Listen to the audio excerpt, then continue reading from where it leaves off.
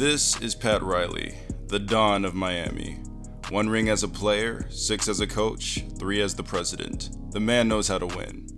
Ever since he took the reins as the Miami Heat president, the culture has embodied Pat Riley's philosophy. Win by any means necessary. Except by farting on someone's balls.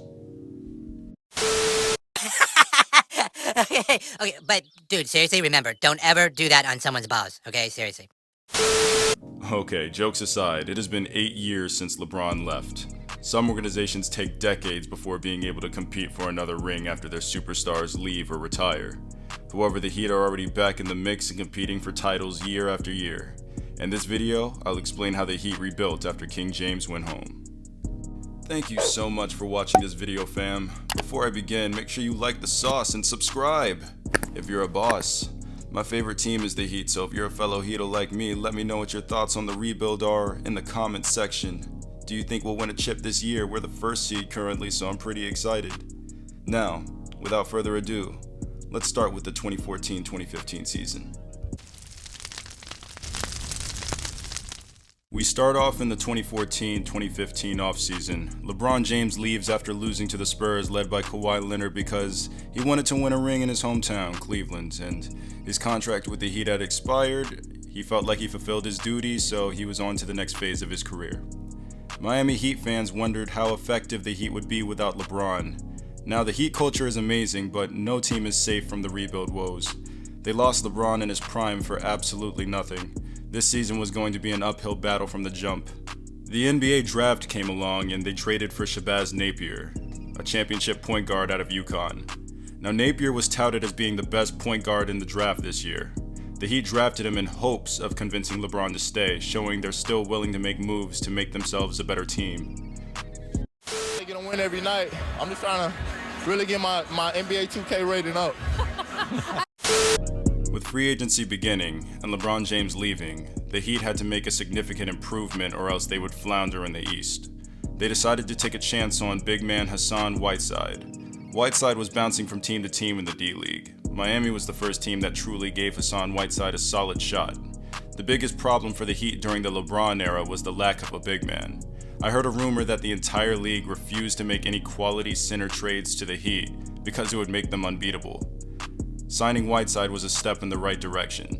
Now, I believe if the Heat had had a guy like Whiteside anchoring the middle during the Big Three era, they wouldn't have lost a single finals run. But that's just a theory. A game theory. Unfortunately, losing LeBron had its expected impact. Wade and Bosh led the team in scoring and Whiteside averaged a solid double-double. Oh, and he led the league in blocks with 4 a game. Despite this, the Heat would struggle to stay 500. They would need to make a move. They would trade for the Dragon. To summon the almighty Swiper, the Sky Dragon!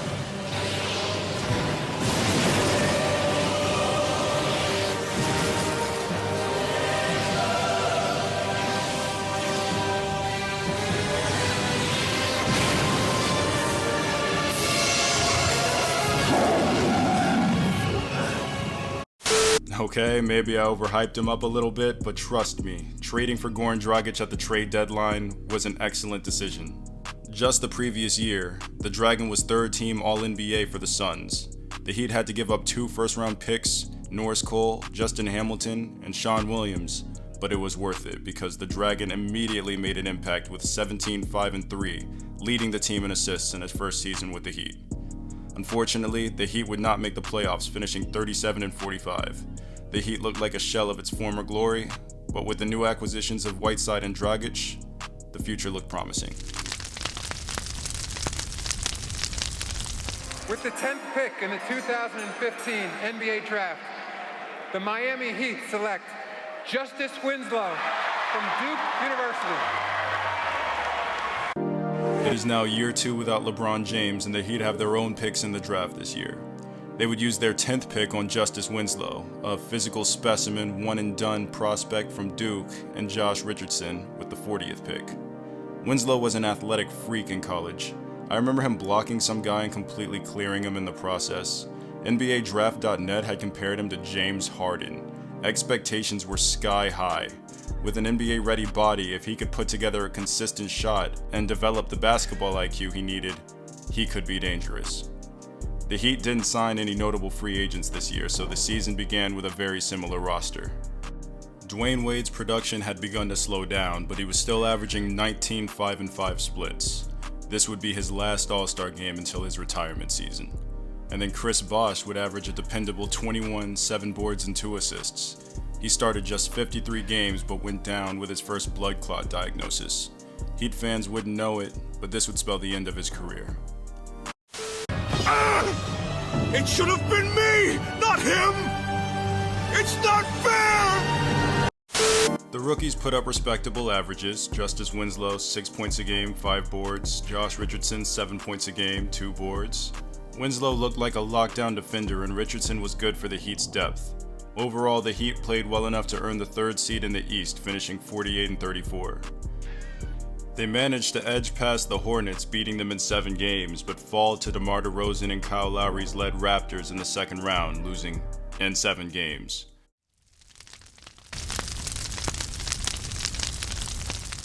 The Heat had 0 picks in this year's draft, so the organization would focus on building with what they had.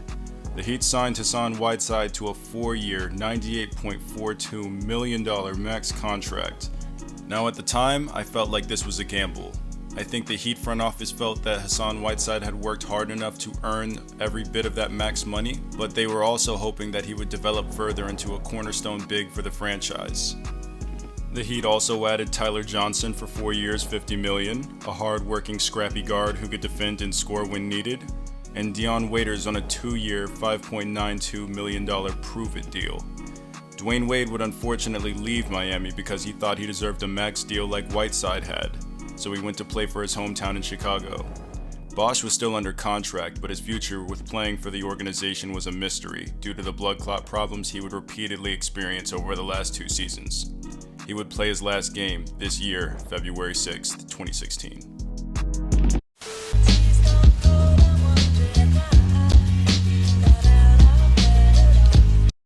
Now the Heat would start this season 11-30, but would somehow pull out all the stops and finish with 41-41. Dragic led the team with 20 points, 6 assists, and 4 rebounds. Hassan also picked up production with 17 and 14 a game. Dion Waiters was becoming a Heat legend with clutch performances to keep the playoff hopes alive.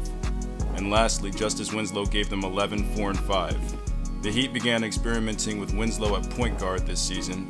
This would not be natural by any means, but his development was promising. Unfortunately, the team would fail to make the postseason because they started way too poorly, but to go 30-11 in the second half of the season showed the great potential of the Heat culture and how they never give up under any circumstances.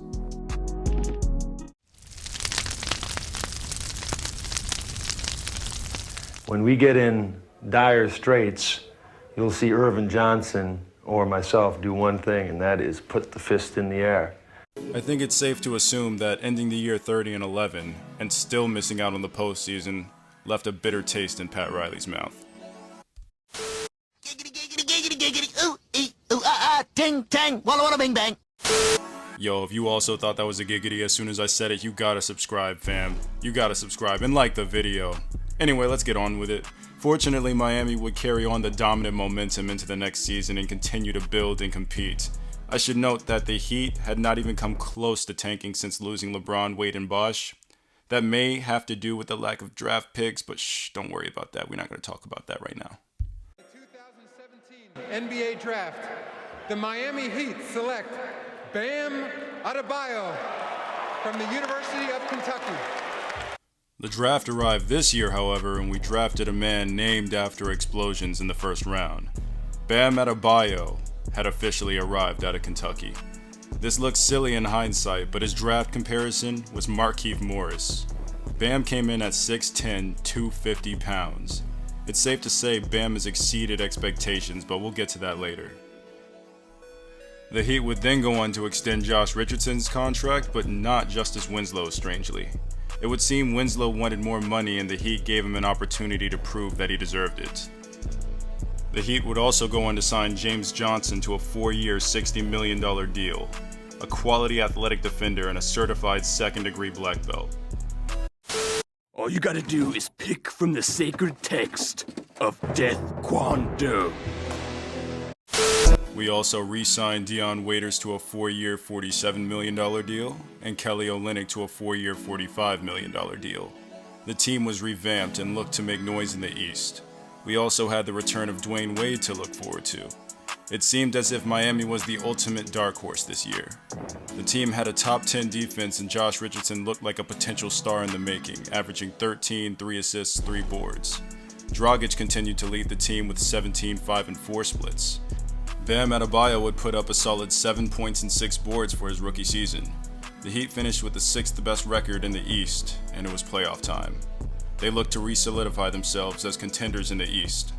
Unfortunately, they would be squashed in the first round by the process in 5 games, led by Joel Embiid, Ben Simmons, and JJ Redick. They do not have. They have a little bit to shoot. Robinson for 3, and it's good! With 9.2 left, Skyforce get the lead back by a single point. This year, the Heat didn't have any draft picks, but they decided to extend Winslow's rookie contract and sign D. Wade to a minimum deal. They also called up Duncan Robinson, who was absolutely torching the G League. In one season, Robinson averaged 21 points, shooting 48% from deep on 9 attempts from deep a game. It's also worth noting Jimmy Butler put in a trade request to the Timberwolves, and the Heat seemed like the top suitor for him. The Heat offered Josh Richardson, Dion Waiters, and a first-round pick. However, Tom Thibodeau and the Wolves reportedly got cold feet. Unfortunately, he would later be dealt to the Philadelphia 76ers. After another disappointing, abrupt end to the season, the Heat would need to make significant changes in order to compete. However, this would be D. Wade's last dance in the NBA. This was a year loaded with jersey swaps and the further development of Josh Richardson, Justice Winslow, Derrick Jones Jr., Bam Adebayo, and Duncan Robinson. This season had an unexpected scoring leader. Josh Richardson would carry the team with 17 points per game, while Bam would slowly eat up Whiteside's minutes. Dwayne Wade averaged 15 4-and-4 splits in his final season, and he finished his career with a 30-point home game and a triple-double in his very last game against Brooklyn. This was the official end of the Dwayne Wade championship era of Miami. The team would miss the playoffs, but they would give Dwayne Wade the superstar send-off that he deserved. Do something! Don't worry. He can't do shit against me. I hope that means you worked on your defense. I'll take those 2 G-round peasants, the muffin makers, boy, and that there mangy goat. When they mop whatever's left of you lily-livered cowards off the court, they'll wish they traded me sooner. Jimmy Butler's reputation at the moment is as clubhouse cancer. He is an incredible self-made man and player. I love the game, and I don't do it for any other reason except for to compete and go up against the best to try to prove that I can hang. Ladies and gentlemen, the Jimmy Butler era in Miami has officially begun. Jimmy had always wanted to stay with the 76ers, but he was offended when an executive asked Brett Brown if he could quote-unquote control him. The media had portrayed Jimmy Butler as a locker room cancer since he was with the Bulls. This was the season he would expose the teams he played with in previous years along with the media. Jimmy was acquired via sign and trade for Josh Richardson, Hassan Whiteside, and the Heat's 2023 first-round pick, top 14 protected to the Clippers. He signed a 4-year, $140.79 million max contract.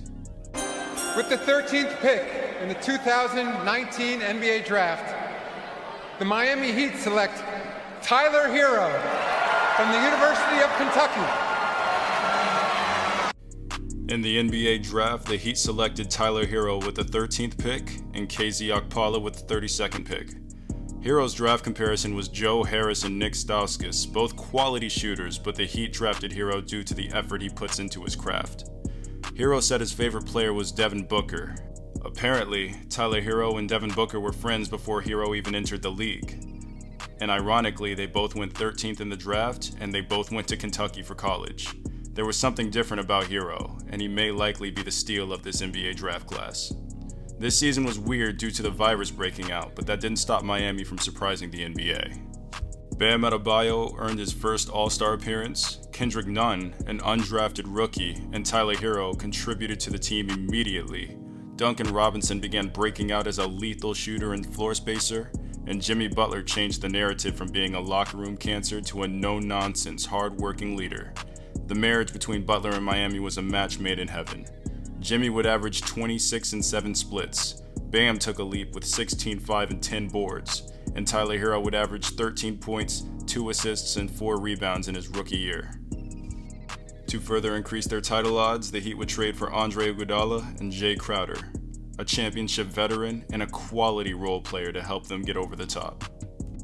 Entering the playoffs after hiatus, no one ever expected the Heat to make the finals in a million years, but somehow they swept the Pacers in round 1 and then upset the number 1 seeded Bucks in round 2.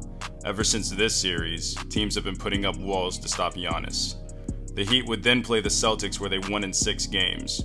In Game 4 of this series, Tyler Herro went off and scored 37 points to lead the Heat to a dominant victory. This was the most ever by a rookie in the conference finals, and he did it off the bench. Point at you. I can't swim, so I can't no swim reason. either. You can't swim? Oh, you got hood tendencies, man. You would run with us. Give me some. You got hood tendencies. Moving on to the NBA Finals, the Miami Heat had a legitimate shot at knocking off the LeBron-led Lakers. Ironic, because the last time the Heat made the finals, it was because LeBron led the team. The Heat would lose the first 2 games. Jimmy would play like a maniac, leading the team with 25, 13, and 8 splits in Game 2. He would follow that up with 40 points, 13 assists, and 11 rebounds in Game 3 with the Heat win. Despite the Jimmy Bucket heroics, the Heat would drop Game 4 and go down 3-1. No team at this point has ever come back down 3-1 in the NBA Finals, except for the Cavaliers, also led by LeBron James. Herro's 21 and Jimmy's 22-point near triple-double wouldn't be enough. The chances looked bleak due to the sheer star power the Lakers had in their possession and the lack of experience of the Heat players in the finals. The Heat had their backs against the wall, but when Game 5 came around, Jimmy Butler went ballistic. Jimmy would have a 35-point triple-double, and Duncan Robinson would also erupt with 26 points, forcing a Game 6. Unfortunately for Heat fans, the fatigue seemed to catch up with Butler, as he was only able to muster 12, 8, and 7 in the final game of the series. Bam contributed 25 and 10 boards, but the Lakers' star power proved to be too much for the young Heat to overcome. Despite the loss on the biggest stage, Butler, Adebayo, and Herro had established the new Heat culture, finishing 44 and 29 as the 5th seed due to the, shortening the season. No one expected Miami to have the season it had.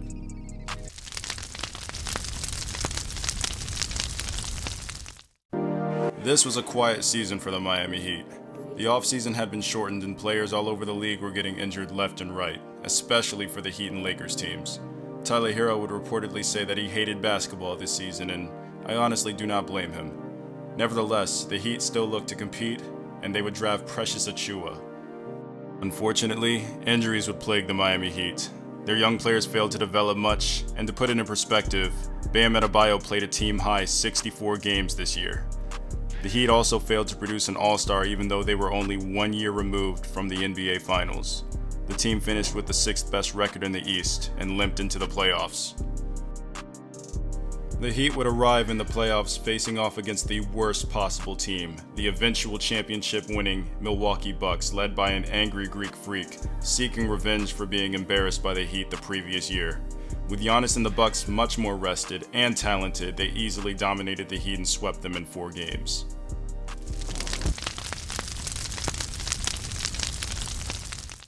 It is now 2022, and currently there are no shortage of title contenders in the East.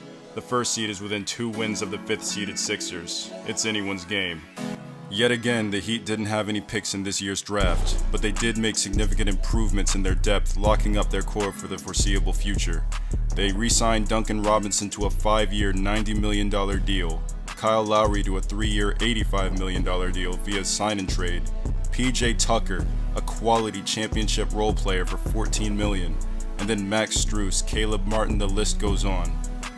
Acquiring Kyle Lowry cost the team a valuable piece in Goran Dragic, but Kyle Lowry's championship pedigree, his leadership, and his defense should make this trade well worth it. Tyler Herro, who was arguably an all-star snub this year, is the front runner for 6th Man of the Year and maybe even most improved, putting up 25 and 5 splits. Jimmy Butler is still doing Jimmy Bucket things, averaging 21, 6 and 6 splits, making his 6th All-Star game of his career. Bam is averaging a solid 18, 10 boards and 3 assists. Currently, as I'm making this video, the Heat are now the 1st seed in the East. Now that they are rested and retooled with quality pieces from top to bottom, they can very easily compete for a championship with the other top teams this season. The Miami Heat is one of the premier organizations in the NBA. The Heat hold their players to high standards and everyone holds each other accountable due to the Jimmy Butler effect. Pat Riley does not believe in tanking. This organization truly does everything in its power to win each and every year. That's why Jimmy Butler and the Heat go together like peanut butter and jelly.